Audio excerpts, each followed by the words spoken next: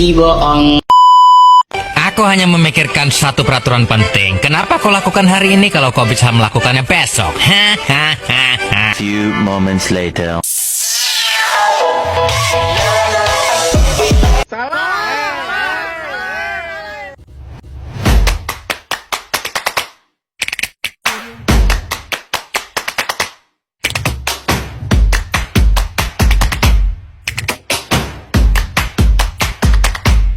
Bombastic side-eye, criminal offensive side-eye. Tapi bohong.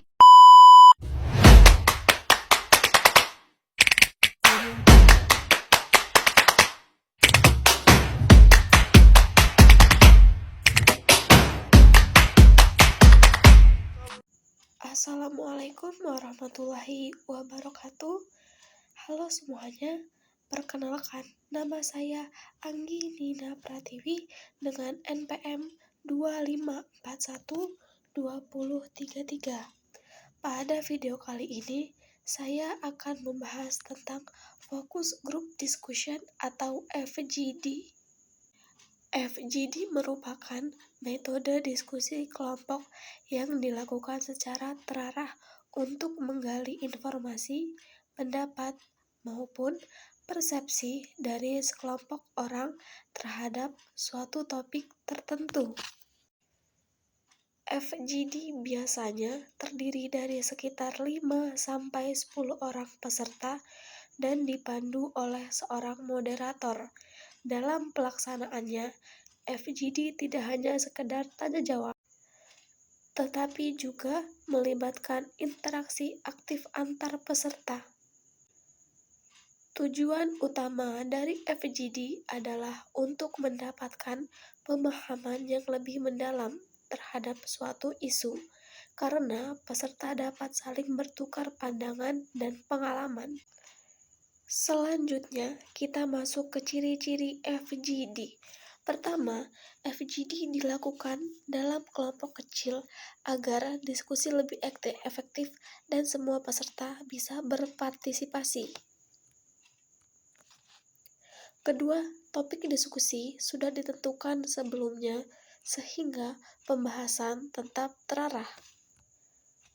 Ketiga, adanya moderator yang berfungsi mengatur jalannya diskusi. Keempat, diskusi bersifat interaktif, artinya peserta bebas menyampaikan pendapat dan menanggapi satu sama lain. Dalam FGD terdapat beberapa peran penting. Yang pertama adalah moderator.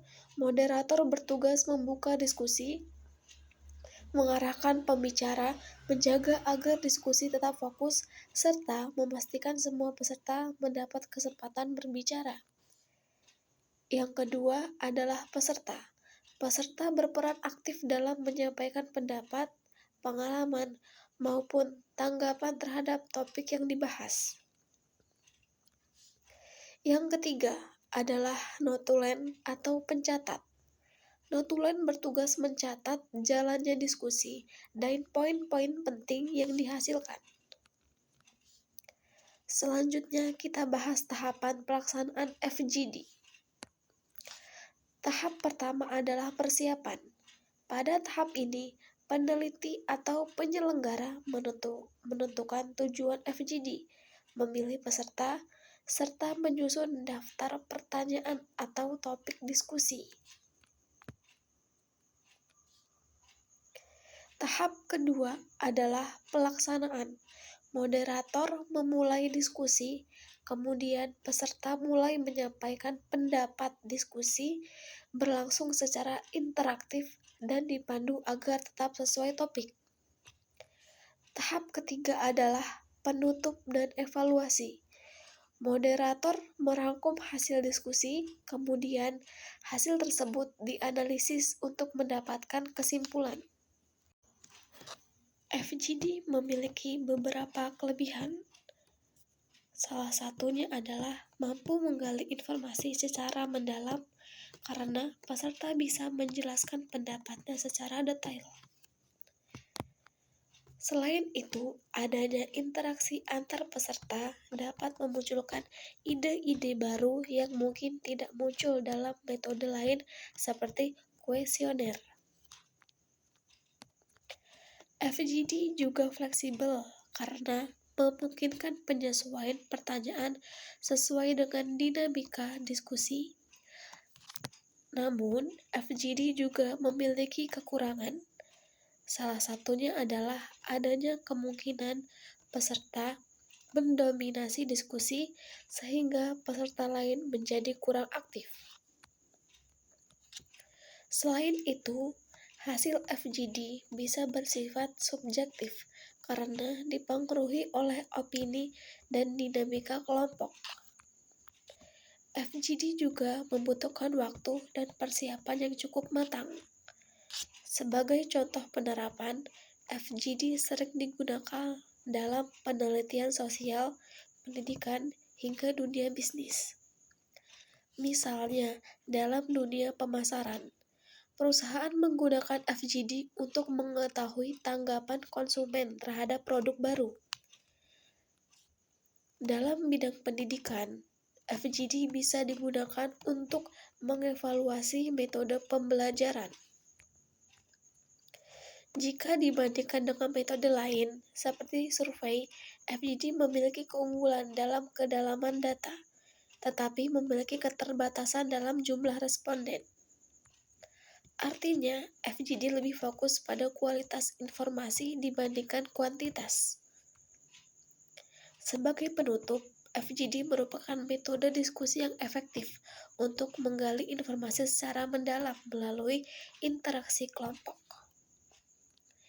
Dengan adanya moderator dan partisipasi aktif dari peserta, FGD dapat menghasilkan berbagai sudut pandang yang beragam. Sekian penjelasan dari saya ucapkan terima kasih. Wassalamualaikum warahmatullahi wabarakatuh.